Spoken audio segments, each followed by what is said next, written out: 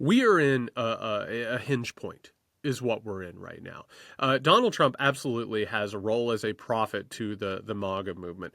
But here's the thing, and when we're talking about this politics, we also have to understand that Donald Trump is not cooking up these ideas. He's not working late into the night creating Project 2025.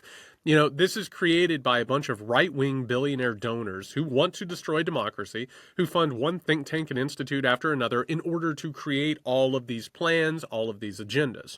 Here's the thing, though. They don't have control over MAGA. Trump does, right? He's up in front of it. He's the one that gives them the figurehead. My guest today is Jared Yates Sexton, a political analyst and author. His book, The Midnight Kingdom, examines how white supremacist lies, religious mythologies, and poisonous conspiracy theories built the modern world and threatened to plunge us into an authoritarian nightmare. Jared, what a way to start the morning. Welcome. I always love it whenever we have to talk about this stuff. Like, I want to be in a good mood. I want to have a good time. Meanwhile, we have to talk about all this nonsense. I have been dying to talk to you in particular because we've had a host of experts on the show talking about Christian nationalism. You are the first to talk about America itself as a pseudo-religion, and it's a fascinating concept. And the more I've thought about it, the more my own experience growing up validates it. Basically, in their mythologizing of America, conservatives have built their own golden calf. Is that more or less your thesis? Yeah, and it's really disturbing when you start actually dismantling what has happened here. I've been trying to understand over the last few years. I sort of got thrown into the deep end of the pool during the Trump years, trying to understand exactly how we had arrived there, and I needed to sort of update, my conventional understanding of history. And what I eventually came around to was that America, because, it's had hegemonic control since World War II, and particularly since the fall of the Soviet Union, it sort of controls the gravity of reality. The story of America is what sort of holds everything together, which is one of the reasons we're having some of the problems that we're having right now. But basically, America has been imbued with a mythological energy. The idea that conservatives, right-wing people, and even some people who don't even realize it have sort of come to believe is that God or the universe has imbued America with the energy of all that is good. And as a result, anything that we do or whatever serves the purpose of whatever agenda, it's rationalized, right? We can hurt whoever we want. We can break whatever laws we want. We can do whatever we want. And it also, weirdly enough, for the individual, like a Christian nationalist or a right-wing extremist, it means that whatever they do is okay. They can hurt other people. They can legislate over other people's bodies. They can, basically destroy democracy before our very eyes. And all of it has the sheen of some sort of mythological universal power. It's a really weird mindset, but it goes a really long way towards explaining what's going on. There's an apocalyptic element as well, which has always been part of the American version of Christianity, but it seems to be flaring these days. The eschatological conversation is dominant in churches these days. Trump is intimately tied into conversations about the end times. Where does this apocalyptic strain in American, especially modern evangelical Christianity in America come from? Well, I mean, it starts in Europe. With everybody who ends up coming to America, they're absolutely terrified by what's going on around them. There's a ton of religious tumult. They have to leave, basically, in order to practice their own religion and save themselves. Then all of a sudden they end up in America. And that is an apocalyptic wilderness to these people. You know what I mean? Like, behind every corner, it's not just indigenous people, it's Satan. It's literally the devil is in the forest coming for them. And what's weird about that is it continues as we move west. Right? The entire time, every foot that we move west, like, it's again, the devil is in the wilderness. We're facing like basic extinction unless we do whatever we need to do. That mindset, manifest destiny, if you want to call it that, this American exceptionalism, which is what it's turned into as we've started to sort of take over the world, so to speak. That apocalypticism, it absolutely energizes everything because, and this is again what's happening with white Americans, what's happening in MAGA, what's happening with Christian nationalism. It basically says to people, win at all costs. Because if you don't win, you're done. right? Like, if you literally sat down with a lot of right-wing Americans in this country, they believe that if they don't overthrow an election or overthrow the government, that they're going to be sent to camps. They literally believe their guns are going to be taken away, their families are going to be split up, their kids are going to be indoctrinated. That fear-mongering is at the heart of all right-wing media, all right-wing politics. It fuels this irrational fear. And so what actually happens is that right-wing white Americans, more or less, are living in a fear state. And they believe at any moment that they could die, they could be abused, they could be destroyed. That apocalyptic horizon is always over in the corner. So anything they do, again, is rationalized. And who's the devil today? Because there's no more wilderness. Oh, it's everybody. Well, that's the amazing thing is the more that I look at it, the more that I think about how essential the war on terror was in all of this, right? And if you remember after 9/11, your neighbors could be part of Al Qaeda, right? Like there might be terrorist sects inside of your small rural town. They might be coming after the water tower, Like that idea has sort of continually churned. It started with communism. It started with and then you move into the idea that Japanese Americans might turn against us. And there's always this internal threat. And eventually what happens is it sort of eats the country from the inside out. So now it's not just the devil. It's not the devil coming in and possessing people's souls. It's agents of the devil. This is why we're dealing with satanic cabals. This is why the QAnon conspiracy theory is there. You're not having a political battle. Right? You're not deciding what should be funded. You're not deciding where money should go, what direction we should go in. What you're doing is you're fighting an apocalyptic battle. You're literally fighting a war against Satan. And these people are satanic, which is why people like Alex Jones and the people who are now borrowing his rhetoric, they are always talking about satanic evil, because that means, again, you can do whatever you want as long as, you're saving yourself and the people you love. You go all the way back to the Roman Empire to show how that apocalyptic narrative has been exploited to further entrench Christianity. Yeah, when I wrote The Midnight Kingdom, I wanted to go back and I wanted to relearn modern history, and I got back there and immediately I found QAnon conspiracy theories, which blew my mind. I was absolutely shocked that I'm in ancient Rome. But here's the kicker. It was Christians that were being blamed for being satanic cabals, right? Because they were practicing in the darkness. They were abusing children. They were, doing dark, dark things that couldn't be seen. But eventually what happens, and this is actually part of a cycle that if you notice, you can start to predict it, which is why I'm personally very worried about what's going on. And also every single day brings new evidence that this is happening. These cycles of power repeat each other. And when you start to bring in the ideas of Christianity, these sort of mythological elements that we're discussing, when they heat up, and when you start talking about satanic cabals, you start talking about these conspiracy theories, you start talking about winning at all cost, that coincides with major political, economic, and socio-economic problems. And so what ends up happening is that those stories that we're talking about, they continue. I traced it through Rome. I traced it through millennia, basically, from ancient Rome, all the way to the invasion of Ukraine. They're the same stories that keep getting told because they further power. And as they further power, things change, but they always sort of remain the same. And the situation that we're in right now mirrors these other situations where authoritarian energies built and built and built and then eventually push things further to the right and oppressed people. You write this in The Midnight Kingdom, and I think it's a fantastic distillation. Fascist movements both created the appearance of a new religion while sanctifying sacrifice. They told men they should embrace patriarchy and the sacrifice of labor, while women should embrace their roles in the kitchen and in the home for the good of the nation. This is the whole point. This is politics or a political movement co-opting religion, sanctifying the state to create a power structure that perpetuates that movement.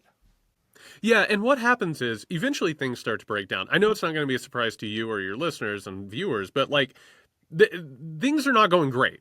America's in trouble right now. The sort of the America that we thought that we were going to get or that we thought that we lived in is sort of falling apart.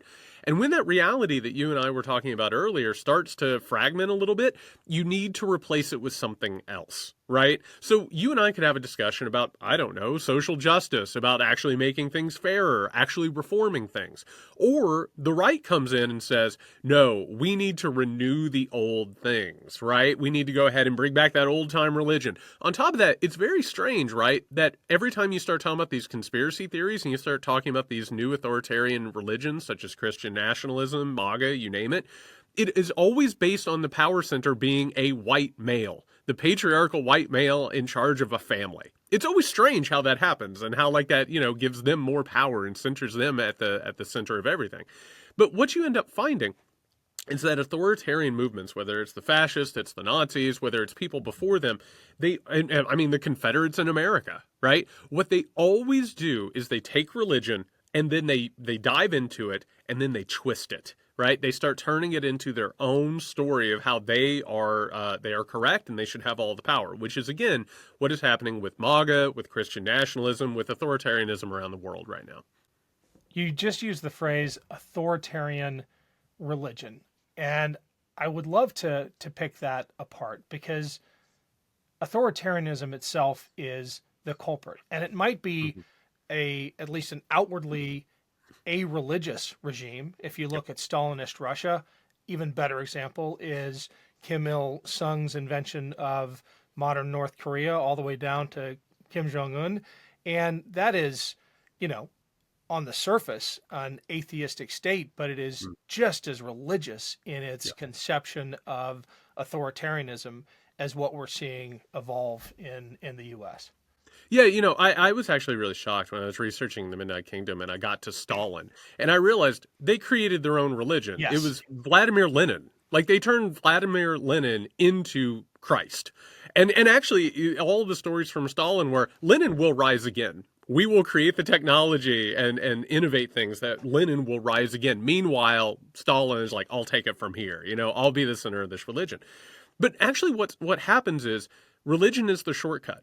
In the United States, I grew up in an evangelical home in southern Indiana. And back in the 1980s, every service I was at was talking about the New World Order. It was talking about conspiracy theories. It was talking about satanic cabals back in the 1980s, 1990s. People are prepared for this stuff. It's a shortcut. It's a cheat code. It's a hack, right? And basically, you come along and you say the New World Order, the Deep State, the QAnon cabals. You say those things, it activates an entire framework of understanding, right? People have been prepared for this for a very long time. You can cultivate your own religion, which is what's happening, right? You can go ahead and the Nazis, the fascists did this as well. Nazism starts with positive Christianity. Fascism starts with the Catholic Church. What you do is you take that framework that people have and you use it, you abuse it, you pervert it, and you turn it into its own thing. And eventually it takes off as its own religion. Cultural decadence, or the perception of cultural Mm-hmm. decadence in America, seems to be the provocation that is triggering this response Yeah. on the right. I think a lot has been written about that. I don't think you disagree with that. The part that really is jarring to me is their selection of Donald Trump as the standard bearer to fight back against cultural decadence. How do they square those two? They just simply don't. I mean that the amazing thing about it is if you actually listen to Donald Trump, it's amazing for all of the flags of him like on Rambo's body or like these memes of him as like some sort of a powerful warrior. This is a New York socialite who likes to talk about like gossip. He likes to talk about, Broadway musicals. They simply throw that out. The same way, of course, that the Nazi party threw out the fact that Adolf Hitler, their great warlord, was an artist, right?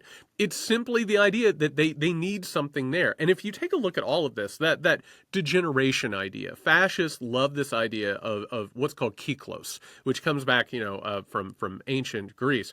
This idea that like, oh, things have degraded, right? And you'll notice that whenever you talk about things being degraded, it always has the same things. Women have more power. right? They're allowed in the workplace. They're allowed to have their own independent lives. Gay and trans people, and this was the exact same, again, in Europe in the early 20th century. It's the exact same before that.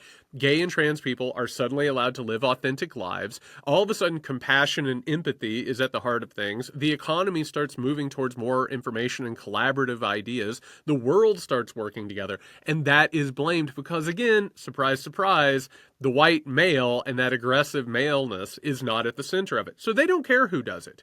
They don't care if that person wears a uniform and they've never worn a uniform before. They don't care if that person is like strong or weak or whatever. Whoever goes ahead and plays that card, they're ready to go. Well, your framing of cultural decadence might help explain the elevation of Trump as Yep. the bastion against it, because you pointed to increasing rights for gay and trans people, for women.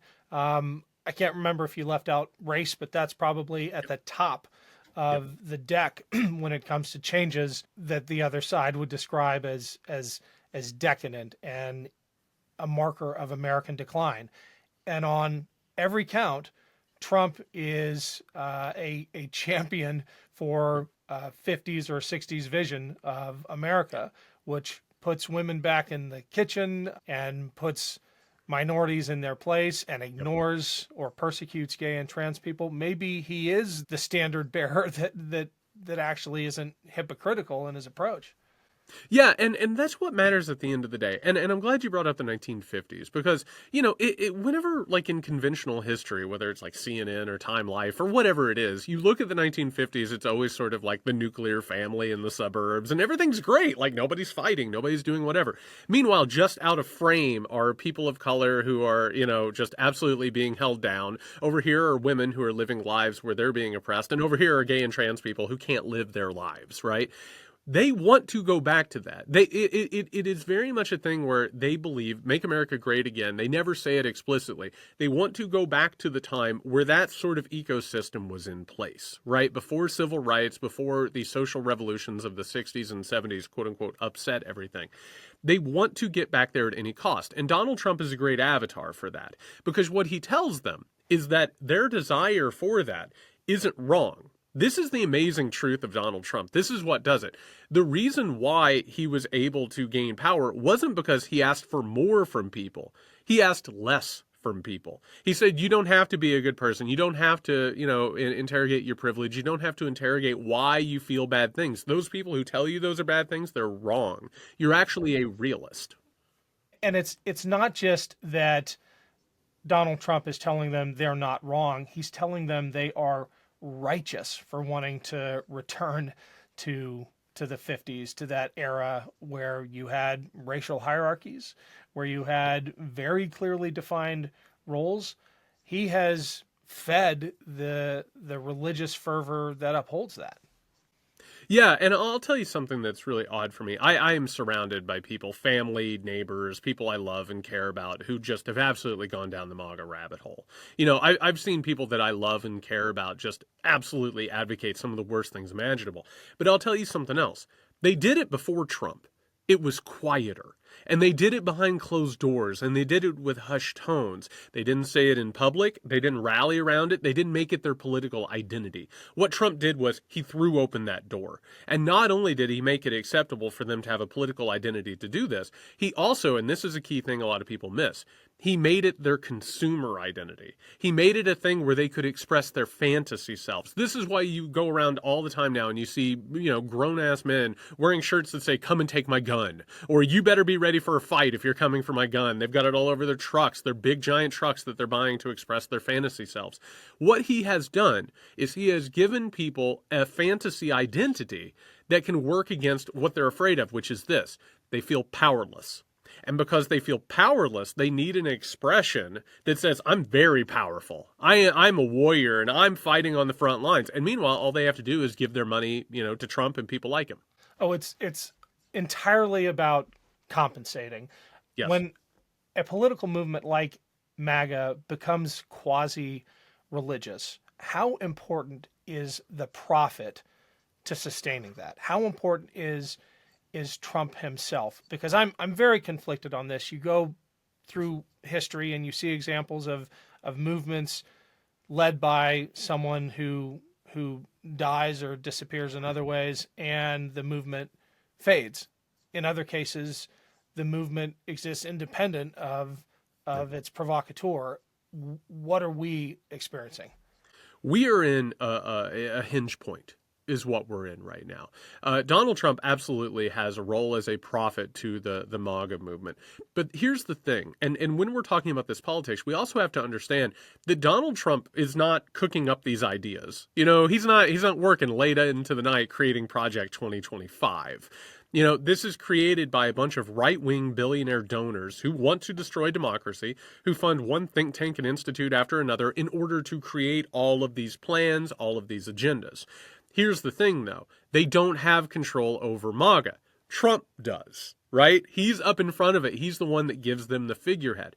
We don't know what's going to happen. There basically was an attempt to transplant the MAGA movement over to Ron DeSantis. Guess what? Ron DeSantis has all of the charisma as a bag of fingernails, right? Like, this guy couldn't do it. And this is why he started off his campaign with over $250 million and burnt through all of it. They don't know who can do what Trump does. That doesn't mean that somebody can't. That doesn't mean that somebody won't take the torch and run with it. I'm telling you right now, they are reverse engineering this thing with all of their might. They're trying to find somebody besides Donald Trump to lead this thing. But right now, he's got complete control over it as of right now. Do you think he's the kind of singular figure that it'll be hard to find a replacement for? I mean, I haven't encountered anything like him in the American political tradition. Part of that is that he's such a rare personality, that narcissistic, that psychopathic. It is difficult for people like that to rise as high as Donald Trump has. It was just kind of a perfect storm of family, money, and geography and other forces that propelled him. Celebrity. Can that be replicated? I don't know. I always hesitate to say this because there's one element of it that really frightens me. And actually, with the GOP primary kind of coming into view the way that it is, I'm getting really worried because the one missing element from the Trump storm is starting to lock into place. That's American militarism. That is somebody who can appeal to, sort of America's military history and identity. Trump can't. He dodged Vietnam. He has no respect for the military whatsoever. He's actually kind of afraid to use the military. It's weird, actually, his relationship with it. If they can find somebody who is as shameless as Donald Trump, which good luck with that. Good luck trying to find somebody who lacks basic human shame. I mean, his superpower all along, we know this, is that he didn't respect any of the institutions and he exposed them as brittle or non-existent, right? So he has sort of laid out the trail simply by like just running every way and messing things up. I think there are people out there who could do this. I think there are people who could take the helm of it, but it would take somebody, like you said, there is a weird recipe here that sort of has to be followed. But if you start locking in those other elements of it, including militarism, I really shudder to think about where that could go. It sounds almost like you're teeing up Mike Flynn to carry this torch. Did I misread that?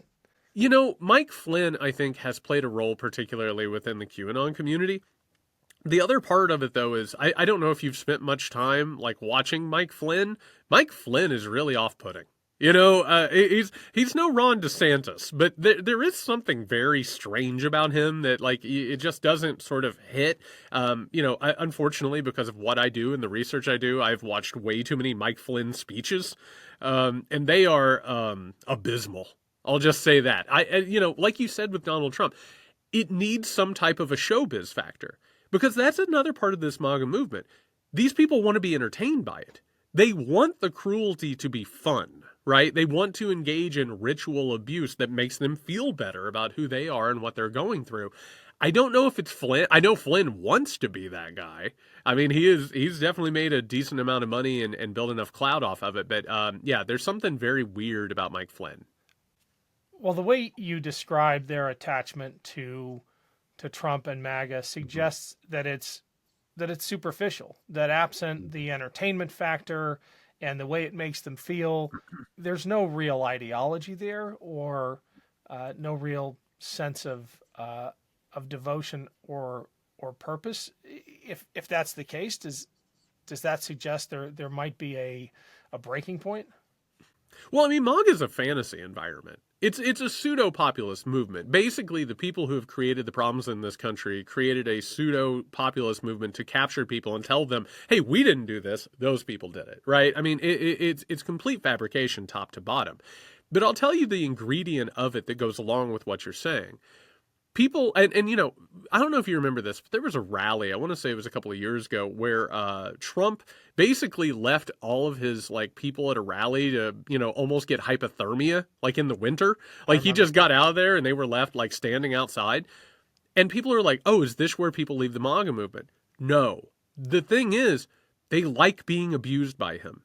And by that, I mean that a lot of these people, and this is part of the research I'm doing for my new project, like they are looking for the replication of the abuse that they've suffered at home, in their religious communities, in their communities. And basically, there is a relationship where they kind of love that Donald Trump doesn't respect them.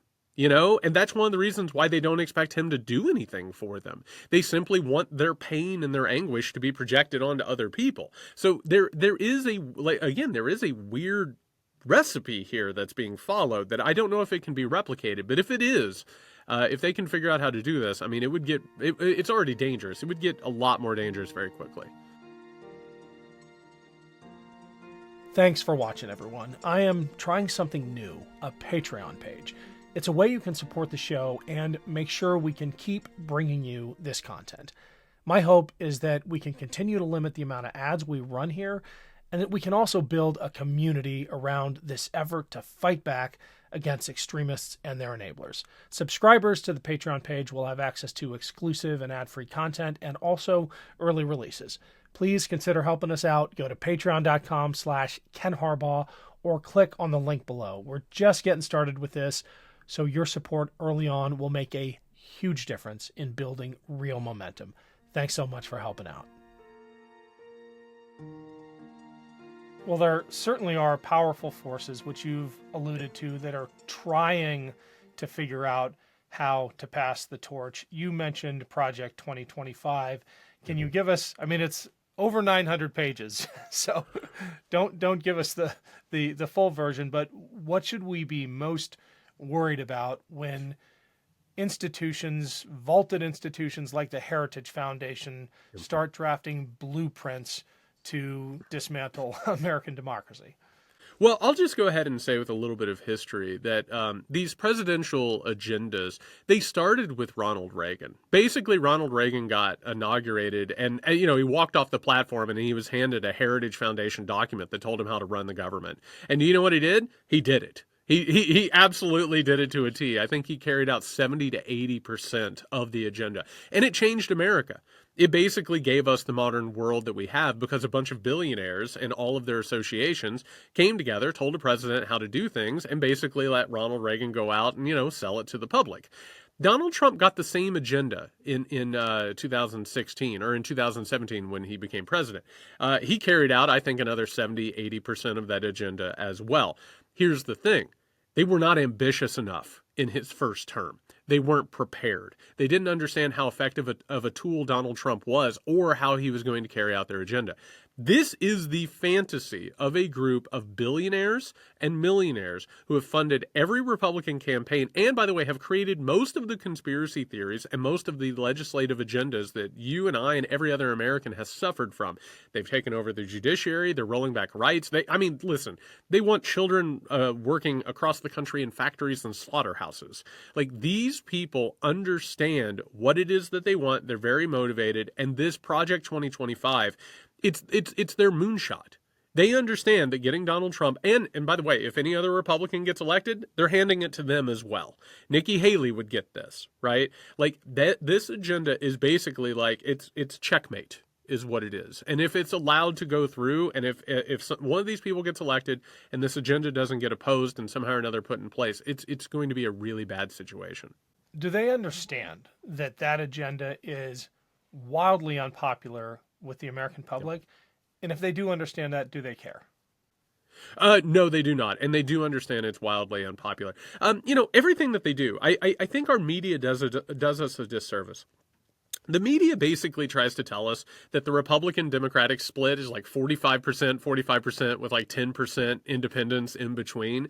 It's not. The Republican Party is wildly, historically unpopular. The only reason that they're still a national party is because this country's institutions were designed to reward minoritarian, white, and wealthy power.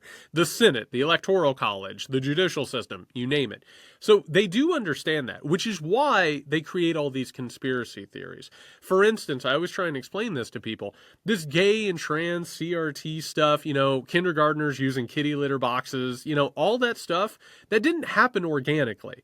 It was designed in boardrooms and think tanks in Washington, D.C. It was, rolled out like franchises throughout the country in order to defund public schools, in order to privatize public education. Those ideas on their face are not just unpopular. They're only held by about 10% of the population, the people who are millionaires and billionaires, right? People want their children to get better educations. But they give it the cover, which is why Donald Trump is out there talking about poisoning the blood, why we're talking about CRT, why we're talking about gay and trans people. All of that stuff is a cover story that keeps us from talking about what's actually being discussed and what's actually being rolled out. You brought up the assaults on public education, the imposition of a certain vision of morality on public institutions. I would love your reaction to this video of a student taking on Bridget Ziegler. We've done a couple of pieces on this crazy story of one of the founders of Moms for Liberty, Bridget Ziegler, her husband, head of the Florida GOP, and this salacious scandal that they've been caught up in after years of preaching to other people how they should behave in their own bedrooms. I'm going to share screen and play this and would love your reaction. Bridget Ziegler, you do not deserve to be on the Sarasota County School Board, but you do not deserve to be removed from it for having a threesome. That defeats the lesson we've been trying to teach you, which is that a politician's job is to serve their community, not to police personal lives. So, to be extra clear, Bridget, you deserve to be fired from your job because you are terrible at your job,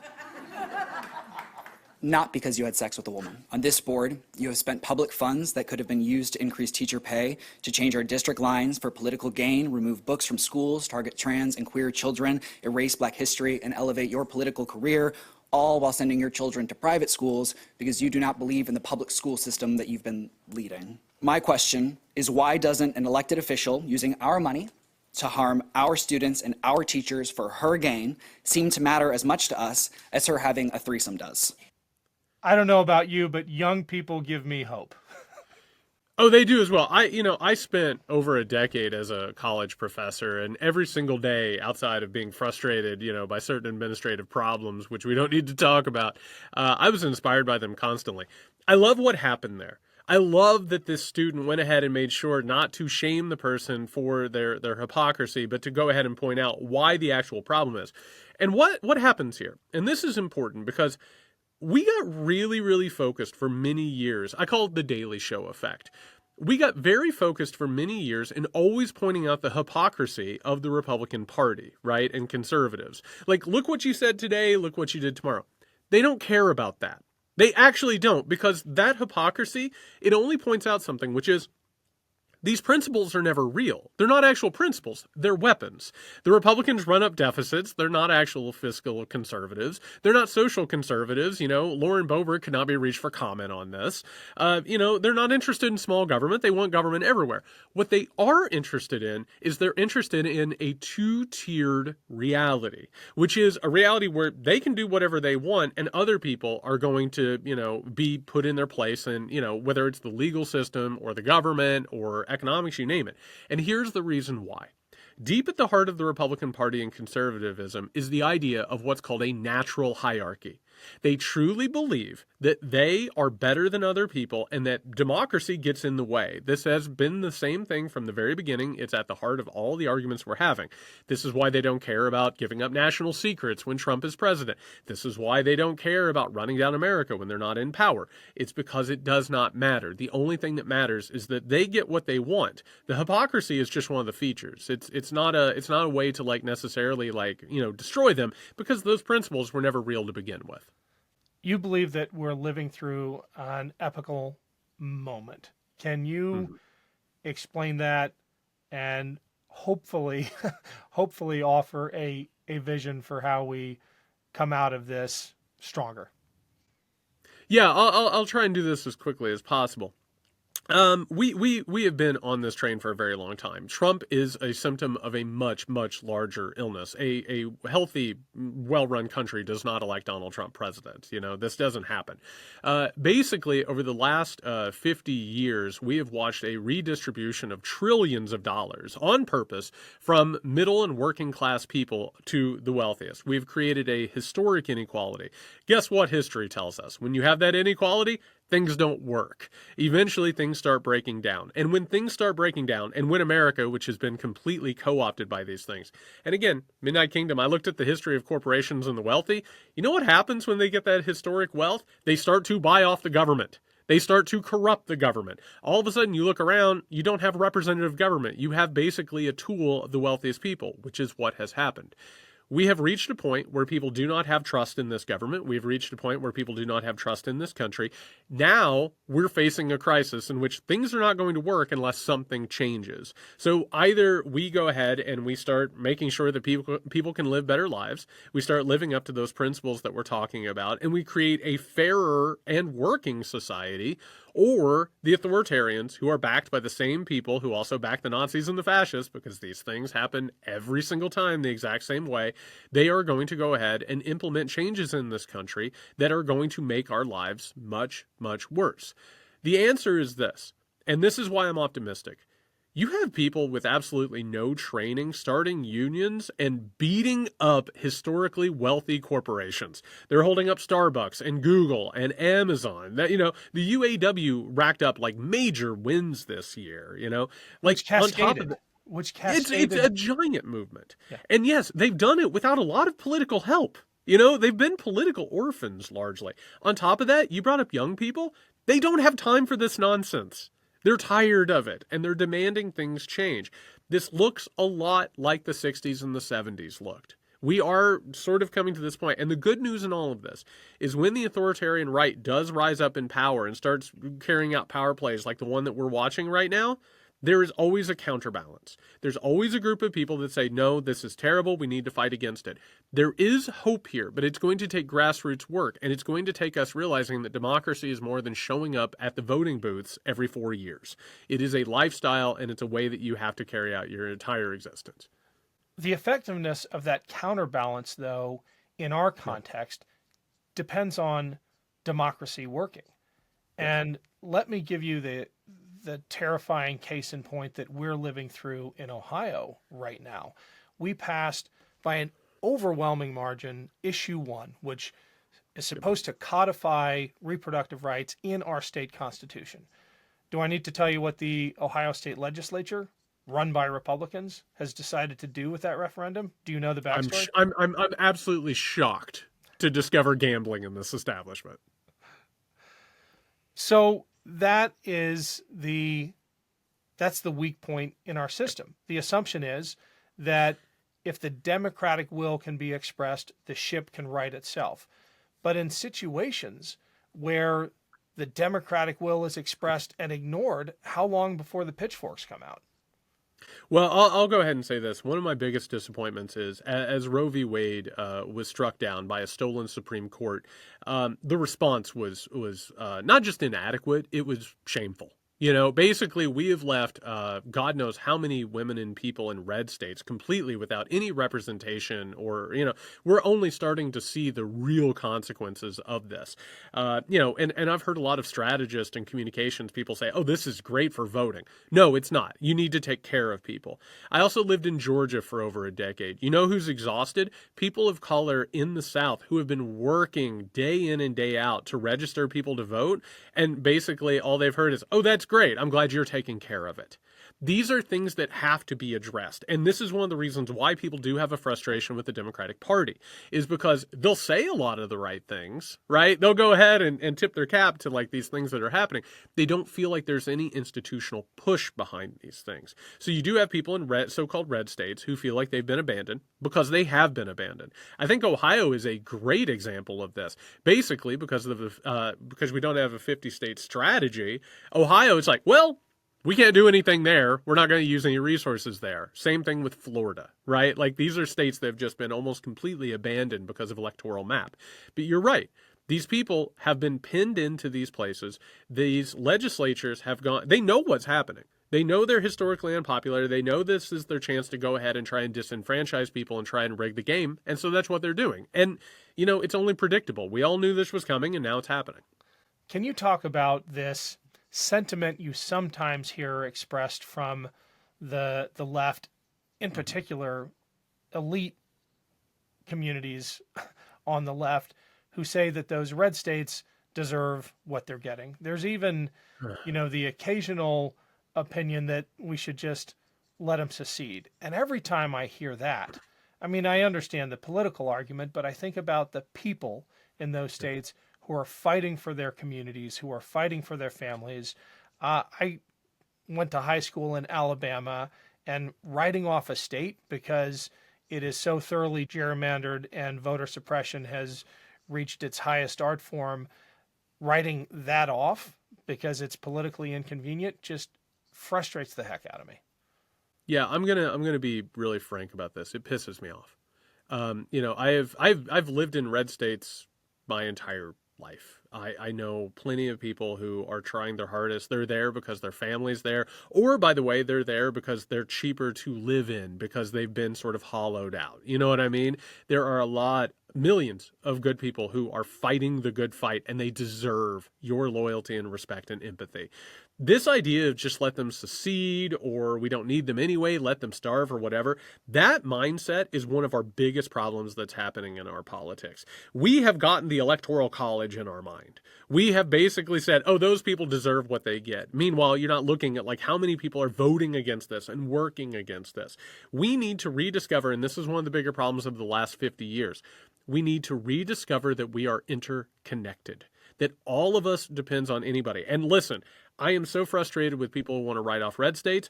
I'm frustrated by people who tell, gay and trans people that they need to be quiet. You need to stop talking about CRT and social justice.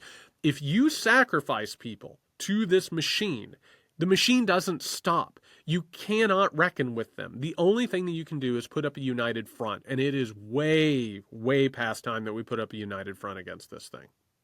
I'm glad you talked about those groups within the Democratic coalition that are told to be quiet, that are marginalized even within that coalition. Because my take is just the opposite. When so-called culture war issues rise to the top of our political priorities, we tend to win them because it turns out most Americans don't like bullies. Yes. They are ashamed of their racist uncle, and they believe in general in fairness. As my wife often points out, just about every house in America has a gender-neutral bathroom in it. I think when those so-called culture war issues become politically salient, we tend to win those wars. Yeah, so here's the great news in all of this. The Republican Party is genuinely upsetting. Like they lose all these elections because they're getting in people's faces and they're like, what about trans people? And people are like, good God, leave me alone. This is disgusting and weird. Thank God the Moms for Liberty put people off, because they're just in people's faces. You're right. Not only is it a viable electoral strategy, also we have a problem.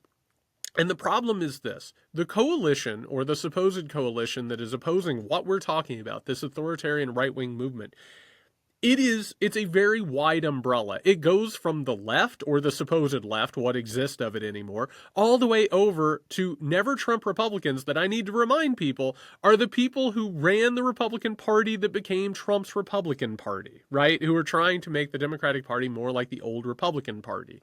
So what is happening in all this is that moderates and centrists, they don't really want to change anything. they'll put up a Black Lives Matter sign on their lawn. They'll post something that is supposedly, going to show them as a good, thoughtful person.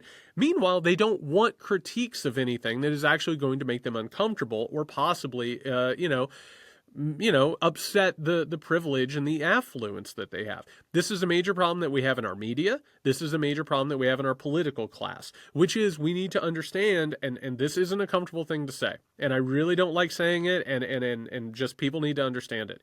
When fascist and authoritarian regimes grow, that middle that we're talking about, it splits. Some of them end up against it, and a lot of them end up with it because they're you read a lot of things from the 30s. It's like, oh God, Hitler is a brute, but I'm glad that he's opposing the communist, right? Like there's a lot of that happening in this country. Our understanding of our politics isn't nuanced enough. We need to update it because these are serious times, and we need to get serious about it.